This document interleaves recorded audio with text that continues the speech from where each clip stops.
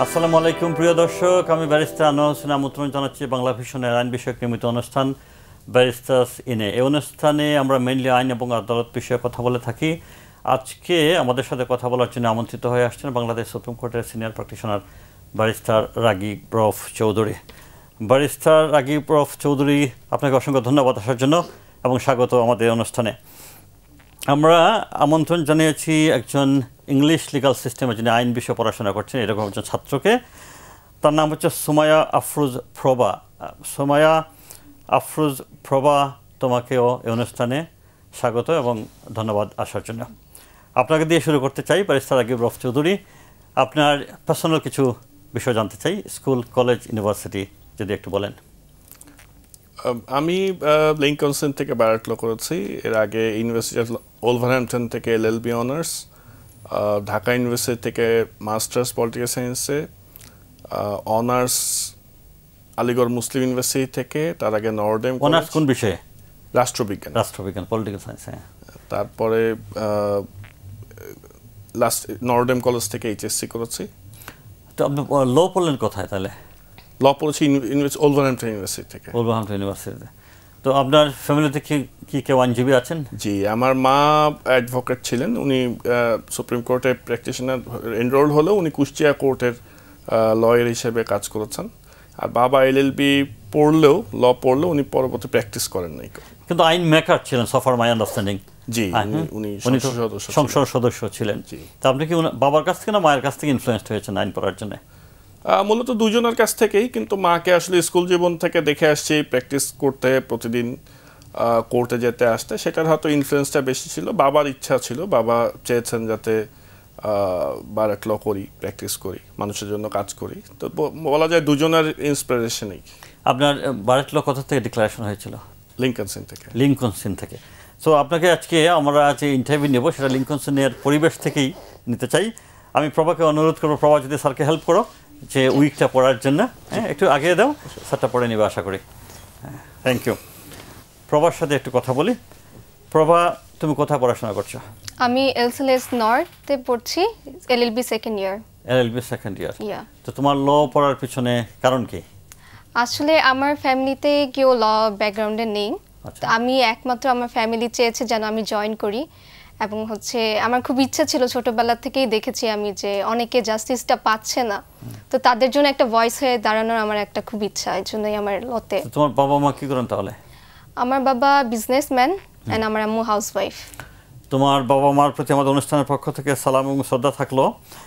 তাহলে তুমি যেহেতু আইন পেশায় আসতে চাচ্ছ, because to help the people, আমরা যদি এরকম একটা প্ল্যাটফর্ম থেকে তোমাকে, তুমি যখন কোয়ালিফাইড ব্যারিস্টার হবে, যদি রিকোয়েস্ট করি যে দুজন অসহায় মানুষ যারা ফিস দিয়ে আইনে আশ্রয় নেওয়ার সুযোগ থাকবে না যাদের, সেরকম দুজন মানুষকে তুমি হেল্প করবে কিনা? অবশ্যই। তাহলে আসলে টাকাটা দিয়ে রেসপেক্টটা পাওয়া যায় না, মানুষকে হেল্প করে আমি রেসপেক্টটা পাবো। তাহলে তোমার নাম আমরা আমাদের ডেটাবেজে রেখে দিব। Thank you. তোমার কাছে আমরা একটু পরেই ফিরে আসছি আবার অন্যান্য বিষয় নিয়ে কথা বলার জন্য। আমি ফিরে যাচ্ছি ব্যারিস্টার রাগীব রউফ চৌধুরী আপনার কাছে। আন্তর্জাতিক মানবাধিকার আইন, সেটা আপনিও বুঝছেন, আমিও বুঝি, আমরা বুঝি, কিন্তু সাধারণ মানুষের বোঝার জন্য যদি একটু বলেন যে আন্তর্জাতিক মানবাধিকার আইনটা কি আসলে?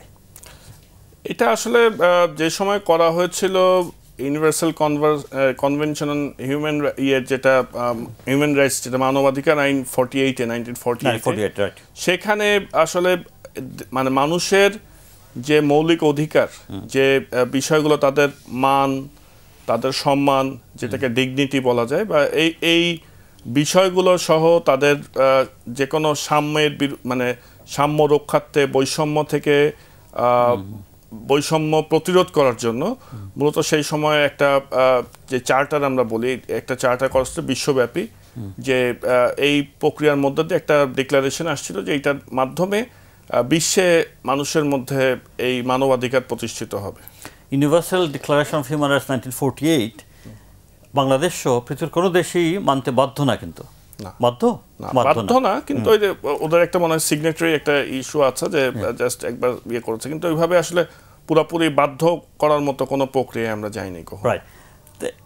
আপনার ইউরোপে দেখেন European court of human rights আছে, তারপরে আপনার ইন্টারন্যাশনাল ক্রিমিনাল কোর্ট আছে ইন্টারন্যাশনালি, তারপরে আছে African human rights court, inter American human rights courts, মানে পৃথিবীর সব মহাদেশে আছে কিন্তু, ইউরোপ, আফ্রিকা, আমেরিকা। কিন্তু এশিয়া মহাদেশে এরকম কোনো প্রতিষ্ঠান নাই আসলে, কারণটা কি আপনার ধারণা মতে? প্রতিষ্ঠান নাই বললে বিষয়টা আসবে যে আন্তর্জাতিকভাবে নাই। বাংলাদেশে যেমন আপনার ধরেন এই যে জাতীয় মানবাধিকার কমিশন বা জাতীয় মানবাধিকার সংস্থা, এগুলো আমরা বিভিন্ন সময় বিভিন্ন প্রতিষ্ঠান হয়েছে, আরও কিছু ব্যক্তি পর্যায়ে অর্থাৎ প্রাইভেট প্রতিষ্ঠানও হয়েছে মানবাধিকার রক্ষার্থে। কিন্তু আসলে কার্যকর যে ভূমিকা রাখার যে বিষয়টা, সেটা হয়তো আমরা সেভাবে দেখতে পারি নাই। কারণ এর মূল কারণ হচ্ছে যে অবকাঠামোগতভাবে এই ধরনের প্রতিষ্ঠানকে তার যে কার্যক্ষমতা, সেই কার্যক্ষমতা যদি আইনের মাধ্যমে না দেয়া হয়, সেক্ষেত্রে হয়তো যেখানে মানবাধিকার লঙ্ঘন হচ্ছে সেই জায়গাগুলোতে কেউ যদি কমপ্লেন করেন, অভিযোগ করেন, সেই অভিযোগ শোনা এবং সেটার ব্যাপারে কার্যকর ভূমিকা রাখতে গেলে তাদেরকে সেই আইনের সেই ক্ষমতা তাদেরকে দেওয়ার প্রশ্ন আছে। যে কারণেই আসলে এই বিতর্কটা সবসময় আছে বা সমালোচনা আছে যে নামে বাংলাদেশে বেশ কিছু হয়তো প্রতিষ্ঠান বিভিন্ন সময়ে আসলেও হয়তো তারা খুব একটা কার্যকর ভূমিকা রাখতে পারেন নাই। Right, exactly. আপনি যেমনটি বলেছেন যে বাংলাদেশেও হিউম্যান রাইটস কমিশন গঠিত হয়েছিল, লাস্ট রিজিমে আমরা দেখতে পাই যে হিউম্যান রাইটস কমিশন ছিল, কিন্তু তারপরে বাংলাদেশের সবচেয়ে অ্যাবিউজ হয়েছে মানবাধিকার। তো এই প্রতিষ্ঠান থাকার দরকার কী ছিল? আসলে দেখেন, প্রতিষ্ঠান হয়তো আপনি বলছেন যেটা নেতিবাচকভাবেই, বিষয়টা হলো যে প্রতিষ্ঠান তো অবশ্যই দরকার। এখন প্রতিষ্ঠানও আছে, নিয়মও আছে, আইনও আছে। আপনি মানবাধিকার আমার কাছে যদি মানে বলেন, তাহলে আমি প্রথমে বলবো মানবাধিকার অনেকটা মনস্তাত্ত্বিক বা মানসিকতার একটা বিষয় সবচেয়ে বড়। আপনি যদি কোনো অপরাধের কথা বলেন, যে কেউ চুরি করেছে, ডাকাতি করেছে, কেউ অন্যান্য আপনার হত্যা করেছে, অনেক বিষয় বলতে পারেন। কিন্তু মানবাধিকার কি? একটা মানুষকে সম্মান দেয়া, একটা মানুষের সুযোগ সুবিধাকে সমভাবে দেয়া, এটা কিন্তু আসলে মানুষের তার মানসিকতার ব্যাপার। এখন আমাদের দেশের মূলত সার্বিক পরিস্থিতিতে রাষ্ট্রীয় অবকাঠামোর এবং সরকারের যে কার্যক্ষমতা বা কার্যকারিতা এবং জনগণের যে এই সচেতনতার যে জায়গাটা, এইগুলো যতক্ষণ পর্যন্ত আমরা একটা স্ট্যান্ডার্ডে না আনতে পারবো, ততক্ষণ পর্যন্ত শুধু আইন দিয়েই আসলে এইগুলো রক্ষা করা কঠিন। যে কারণে ধরেন আমি খুব সহজভাবে বলি, আপনি একটা কথা বলেছেন, এই যে আগের সময় বা আপনার গত সময়ে যে সমালোচনা আমরা করি, যে 16 বছরে এই হত্যা হয়েছে, গুম হয়েছে, মানুষের বৈষম্যের শিকার হয়েছে, এই যে কথাগুলোতে কিন্তু এগুলো সবসময় আপনি আইন দিয়ে ঠিক করতে পারবেন না। কারণ হলো কি, আমরা দেখি অনেক উচ্চশিক্ষিত মানুষও দেখা যায় যে হয়তো যেটাকে ঠিক, যেটা মানে সঠিক, সেটাকে সঠিক বলা, বা কোনটা ভুল সেটাকে ভুল বলা, বা কোনটা অন্যায় সেটাকে অন্যায় বলার মতো যেই ধরনের গাটস, যে ধরনের আমাদের যেই কি বলবো, এটাকে একটা সক্ষমতা থাকার কথা, সেটা আমাদের আছে কিনা, এইটা যদি আমাদের সঠিকভাবে থাকে, আসলে আমরা অনেক কিছুই মানবাধিকারের বিষয়গুলোকে অনেকভাবেই আমরা সমাধান করতে পারবো। আমরা এখনো ঠিক মতো, আমি মনে করি যে আমাদের দেশে এই কনসেপ্টটাই আমরা জানি না যে মানবাধিকার কি, মানবাধিকার আমরা কোথায় পাবো, কতটুকু পাবো। এই সব জিনিস কখনো শাস্তি দিয়ে হয় না, কিছু বিষয় আমাদের নিজেদের কাছেও থাকে। আমি বলছিলাম European court of human rights, তাদের তো এটা তাদের একটা প্রতিষ্ঠান। সেখানে আপনি যদি ধরেন ইউকেতে আপনি অবস্থান করেন, আপনার যদি ডাজন্ট ম্যাটার আপনার হুইচ ন্যাশনালিটি ইউ আর, আপনি আপনার কেস সর্বশেষ আপনি ইউরোপিয়ান কোর্ট অফ হিউম্যান রাইটসে নিয়ে যেতে পারতেন, যখন ওরা ইউর অন্তর্ভুক্ত ছিল। সেটা আপনি বাংলাদেশে হইলেও পারতেন। এবং সেই প্রতিষ্ঠান আসলে এমনকি আপনি যদি ভিসা পর্যন্ত যদি রিফিউজড হতো, সেটাও আপনার মানবাধিকার লঙ্ঘন হয়েছে বলে আপনি ইউরোপিয়ান কোর্ট অফ হিউম্যান রাইটসে নিয়ে যেতে পারতেন। এরকম একটি কার্যকর প্রতিষ্ঠান পৃথিবীতে কাজ করছে, কিন্তু আমরা একটা মিনিমাম এস্টাবলিশমেন্ট কেন সেট আপ করতে পারছি না? মিনিমাম এক্ষেত্রে আমি মনে করি যে প্রথমেই যেটা মনে হয়, যেখানে সরকারের সদিচ্ছার দরকার, যে সরকার আসলেই চান কিনা এই ধরনের কোনো প্রতিষ্ঠানকে সৃষ্টি করার জন্য, যে সংসদ যেখান থেকে আইন পাশ হবে, সেই সংসদে যারা থাকবেন তাদের জায়গা থেকে প্রশ্ন আসবে যে তাদের এই সদিচ্ছা, আগ্রহ আছে কিনা দেশে মানবাধিকার প্রতিষ্ঠিত হোক। সুতরাং তারা যদি আইন পাশ করেন, সরকারের যদি সদিচ্ছা থাকে, সেক্ষেত্রে অবশ্যই বাংলাদেশে একটি শক্তিশালী প্রতিষ্ঠান করা সম্ভব। Let me talk about International Criminal Court. International Criminal Court কি শেখ হাসিনাকে নেওয়া সুযোগ আছে? ইতিমধ্যে আপনি জানেন যে বাংলাদেশে ইতিমধ্যে যেই প্রক্রিয়া শুরু হয়েছে সেই প্রক্রিয়াতে এখানেই বিচারিক আদালতেই এখানে বিচার করার প্রশ্ন আসছে। সুতরাং এই এখন এই বিষয়ে আসলে মতামত দেওয়াটাও আমার মনে হয় যে ডিফিকাল্ট একটা সিচুয়েশন। আচ্ছা, আমরা মানবাধিকার বিষয়ে আমরা দেখি পলিটিক্যালি খুব বেশি হইচই হয়, কিন্তু মানবাধিকার সাধারণ মানুষ আসলে অনেক কিছু জানে না। শিক্ষার অধিকারও একটা কিন্তু মানবাধিকার। তো এই বিষয়ে আমরা কি আসলে কোনো নজর দিচ্ছি? আসলে শিক্ষার বিষয়ে মানবাধিকারের চেয়ে আমি বলবো এটা মৌলিক অধিকার এইভাবে যে আমরা বাংলাদেশের প্রেক্ষাপটে আমরা যদি চিন্তা করি, আমি মাঝে মাঝে চিন্তা করি আমার ছেলে ঢাকা শহরের, এমনকি ঢাকা শহরে হয়তো একটা ইংলিশ মিডিয়াম স্কুলে পড়ছে। অনেক ক্ষেত্রেই আমরা যখন গ্রামে যাই বা বিভিন্ন জায়গায় যাওয়া আসা করি, আমার যেটা প্রথম মনে আসে সেটা হলো যে একই দেশে শিক্ষার যে ব্যবস্থা এবং সুযোগ সুবিধা সেটার যে বৈষম্য, যে সেই একটা স্কুল আপনি দেখেন, আমরা অনেক সময় এখন এই যে বিভিন্ন আপনার শিক্ষা প্রতিষ্ঠানের সাথে আমরা ইনভলভ হয়েছি বা আমার ইনভলভমেন্ট আছে, আমাদের নিজেদের পারিবারিকভাবে বেশ কিছু শিক্ষা প্রতিষ্ঠান আমাদের এলাকায় করা আছে বহু বছর আগে থেকেই, আমরা এই জন্য কিছুটা আমার ইনভলভমেন্ট আছে। একটা স্কুল একটা কলেজ চালানোর জন্য যে বিষয়গুলোর প্রয়োজন হয়, যে একজন শিক্ষক তিনি সময় মতো ক্লাস নেবেন, তিনি দায়িত্ব পালন করবেন, ক্লাসে থাকবেন, একই সময় ছাত্রছাত্রীরা পড়াশোনা করবে, স্কুল বা কলেজে উপস্থিত থাকবে এবং একটি বিশ্বমানের যেই সুযোগ সুবিধাগুলো সর্বক্ষেত্রে প্রদান করা হচ্ছে সেইগুলোও সেই স্কুল বা কলেজে থাকবে। এই জায়গাগুলোতে কিন্তু যেই সংশ্লিষ্ট কর্তৃপক্ষের একটি বড় ধরনের আগ্রহের ঘাটতি আছে বলে আমার কাছে মনে হয়। আমরা একটা বিজ্ঞাপন বিরতিতে যেতে হচ্ছে, বিজ্ঞাপন বিরতি থেকে ফিরে এসে আপনার সাথে আবার মানবাধিকার বিষয়ে বিভিন্ন বিষয় নিয়ে কথা বলবো। প্রিয় দর্শক, আমরা একটা কমার্শিয়াল ব্রেকে যাচ্ছি, ফিরে আসছি এখনই।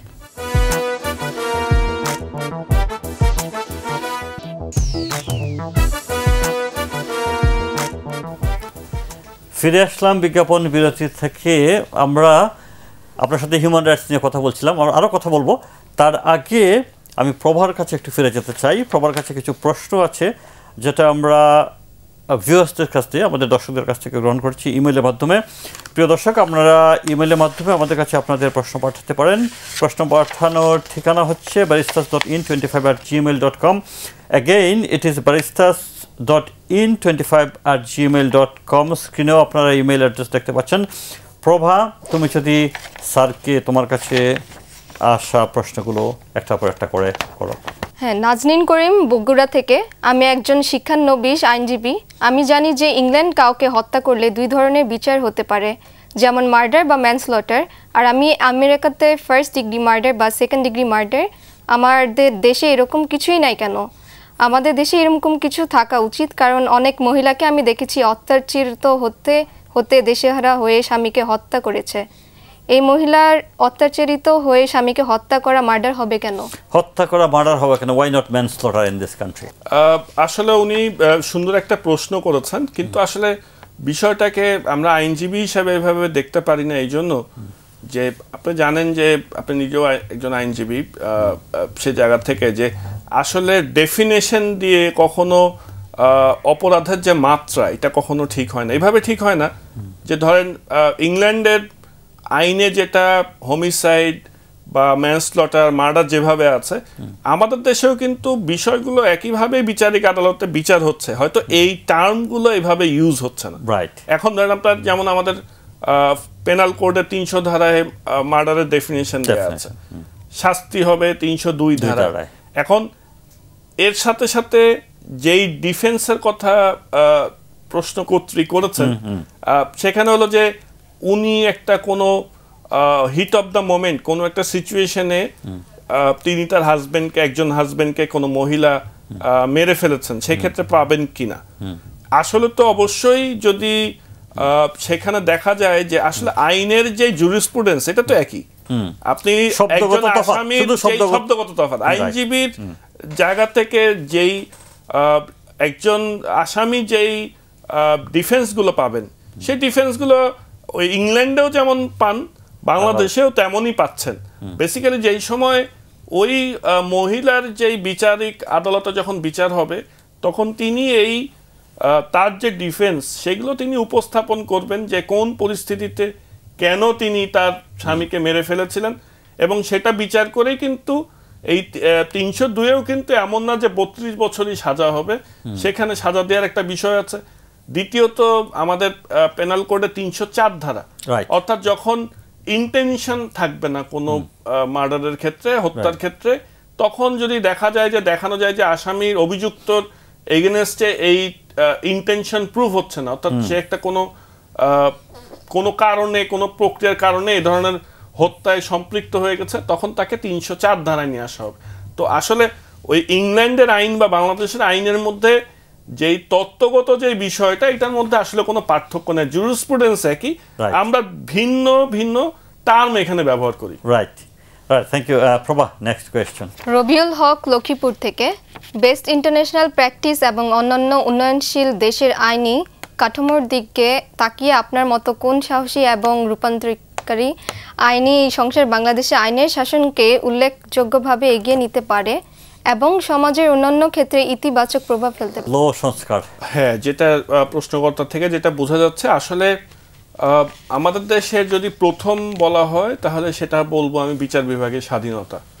আমাদের দেশে আইন শাসন প্রতিষ্ঠার জন্য যুগ যুগ ধরে যেটার প্রয়োজন হয়ে আসছে সেটা হলো একটি স্বাধীন বিচার বিভাগ। স্বাধীন বিচার বিভাগ যখন আমরা এখানে প্রতিষ্ঠা যদি হয়, সরকারের যদি আইনের শাসন প্রতিষ্ঠার ক্ষেত্রে সদিচ্ছা থাকে, যে ল এনফোর্সিং এজেন্সি এবং পুলিশ অন্যান্য যারা আছে তাদের যে কার্যকারিতা যদি থাকে, এখানে আসলে প্রত্যেকটা ক্ষেত্রেই সংস্কারের একটা লম্বা তালিকা আছে। সুতরাং এইভাবে বলতে গেলে হয়তো আমাদের অনেক কথা বলতে হবে, কিন্তু মূল কথা হলো যে এই বিচার বিভাগের স্বাধীনতা, যেই মামলা প্রক্রিয়া সেগুলো, দায়েরের প্রক্রিয়াগুলো, তদন্তের প্রক্রিয়াগুলো, বিচারিক আদালতের যে প্রক্রিয়া আছে, এগুলো প্রত্যেকটা ক্ষেত্রে যদি আমরা আধুনিকায়ন করি, যদি স্বাধীনভাবে সঠিকভাবে যোগ্য মানুষরা যদি তদন্ত করেন, সেক্ষেত্রে আইনের শাসন, যেমন আমি একটা ছোট্ট উদাহরণ দিই এটার সাথে, যেমন দেশের একজন আমাদের যিনি মূল বিরোধী দলের যিনি চেয়ারপারসন বেগম খালেদা জিয়া, তার যে মামলায় সাজা হয়েছে সেই মামলার যিনি তদন্তকারী কর্মকর্তা ছিলেন, তিনি দুর্নীতি দমন কমিশনের টাইপিস্ট হিসেবে যোগ দিয়েছিলেন। একজন টাইপিস্ট, তিনি দেশে 3 বারের প্রধানমন্ত্রীর দুর্নীতির মামলা তদন্ত করছেন। জি, দুইটাতেই। তো এই জায়গাগুলোতে আমি মনে করি যে একটা সংস্কারের একটা লম্বা ভূমিকা আছে। আপনি তো আপনার বাবা এমপি ছিলেন, সে কারণে আপনার কাছে এটা প্রশ্ন, এটা কেমন হয় যদি আমরা বলি যে মন্ত্রী, এমপি এবং সচিবদের সন্তানরা একটা নির্দিষ্ট সময় পর্যন্ত বিদেশে না গিয়ে বাংলাদেশে পড়াশোনা করতে হবে? এইটা নিয়ম করার চেয়ে যারা পড়বেন, যারা এই রাজনীতিবিদদের ছেলেমেয়েরা পড়বেন, তারা যদি বাংলাদেশেই যদি সঠিকভাবে পড়াশোনা করার সুযোগ পায়, যদি মান ঠিক থাকে, সেক্ষেত্রে তার কিন্তু আসলে এই অন্য জায়গায় যে পড়ার ইস্যুটা আসে না। আর অন্য দিক থেকে যদি দেখেন, আসলে আমাদের এই আমি মনে করি এটাকে উল্টা দিক থেকে এসে আমাদের শিক্ষার মান নিয়ে সচেতন হওয়া উচিত। আপনি এইটার সাথে যখন দেখবো এমপির ছেলে, মন্ত্রীর ছেলে কিংবা সচিবের ছেলে যদি আইন থাকে যে বিদেশে পড়াশোনা করতে পারবেন একটা নির্দিষ্ট সময় পর্যন্ত, তখন আপনি মান তো এই দেশে নিয়ন্ত্রণ করার চেষ্টাই করবেন। অবশ্যই। এবং এটা যদি বলেন, সেক্ষেত্রে আসলে আমি অনেকগুলো বিষয়ই বলবো, যে শুধু শিক্ষা না, যত রকম সুযোগ সুবিধার বিষয় রাষ্ট্র সাপোর্ট দেয়, প্রত্যেকটা ক্ষেত্রেই আমি মনে করি যে এই ধরনের বাধ্যবাধকতা আসলে সেটা হয়তো মানের দিক থেকে ভালো হবে। Thank you. প্রভা, তোমার কাছে আসছি। তোমাদের জেনারেশন আমাদের জেনারেশন থেকে এক বাই নিচে, তাই না? মানবতা নিয়ে কোনো কিছু কি ভাবছে তোমাদের জেনারেশন? এটা নিয়ে অবশ্যই ভাবে, কারণ সবারই একটা অধিকার আছে নিজে এটা নিয়ে কথা বলা, বা শিক্ষার অধিকার, স্বাস্থ্যের অধিকার, এটা নিয়ে ভাবে। হ্যাঁ, অবশ্যই ভাবে এটা। তোমার এই অনুষ্ঠানে আসা উপলক্ষে তোমার ফ্রেন্ডস যারা আছে তাদের উদ্দেশ্যে কি কোনো মেসেজ তুমি দিতে চাও? হ্যাঁ, অনেকেই হচ্ছে আমাকে জিজ্ঞেস করে যে ল আমি হঠাৎ কেন চুজ করেছি, তাদের জন্য কি লটা ঠিক হবে কিনা। তাই আমি বলবো এটার জন্য শুধু ল শিখাটাই না, এটার জন্য হচ্ছে একটা মাইন্ডসেট লাগবে, অনেক হার্ড ওয়ার্ক করতে হবে যেন হচ্ছে মানুষের পাশে দাঁড়াতে পারে। এটাই আমি ওদেরকে জানাতে চাচ্ছি। Thank you. Barrister Ragib Rauf Chowdhury, আমরা হিউম্যান রাইটস নিয়ে কথা বলছিলাম যে আপনার এই হিউম্যান রাইটসের এইসব বিষয় আসলে ইমপ্লিমেন্ট করার জন্য চ্যালেঞ্জ কি বাংলাদেশে? চ্যালেঞ্জ আসলে অনেকগুলো। আমাদের দেশে সবচেয়ে বড় চ্যালেঞ্জ হচ্ছে যে যার যে জায়গায় থাকা দরকার এবং যে জায়গায় আছেন তার যে সদিচ্ছা থাকা দরকার এবং যে কর্মদক্ষতা থাকা দরকার, সেটা আমার মনে হয় অনেকখানি ঘাটতি আছে। সুতরাং এই জায়গাগুলোতে আসলে কাজ করার অনেক সুযোগ আছে, চ্যালেঞ্জও অনেক আছে। প্রত্যেককেই আসলে বদলাতে হবে। যদি এক কথায় বলতে হয় তাহলে প্রত্যেককেই বদলাতে হবে, সদিচ্ছা সৃষ্টি করতে হবে। আমরা উন্নত অনেক ক্ষেত্রেই আমরা বলি দেশ অনেক উন্নত হয়েছে, মানবাধিকারের ক্ষেত্রেও আমাদেরকে সেই উন্নত জায়গায় আসতে হলে আমাদের কাজ করতে হবে। তার মানে আমাদের একটা প্রপার পজিটিভ মাইন্ডসেট দরকার। Definitely. Thank you barrister Ragib Rauf Chowdhury এবং প্রভা, তোমাকে অসংখ্য ধন্যবাদ অনুষ্ঠানে আসার জন্য। প্রিয় দর্শক, এই ছিল আমাদের আজকের আয়োজন। আগামী অনুষ্ঠানে নতুন কোনো অতিথি নিয়ে আপনাদের সামনে হাজির হবো। সেই পর্যন্ত ভালো থাকবেন। আল্লাহ হাফেজ।